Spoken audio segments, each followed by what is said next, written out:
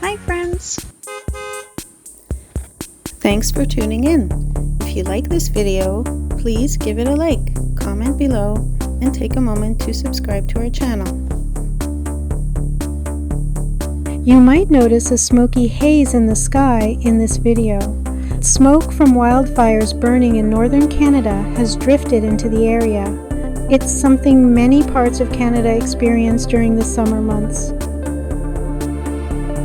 Welcome to Saint Claude, a charming town in Manitoba with deep roots in French-Canadian culture.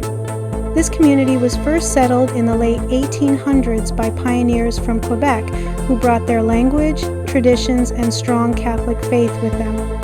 The town got its name from Saint Claude de Talmont in France, chosen by early settlers and missionaries. For years, it was known as a hub for farming and cheese making, and even today, agriculture is a big part of life here. One of the town's most unique attractions is its giant smoking pipe, a tribute to the area's history and local pride. It played a key role as a local rail stop, helping connect rural Manitoba with larger markets.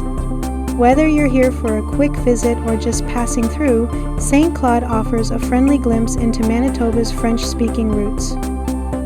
Thank you for joining us on this tour of Saint Claude, Manitoba.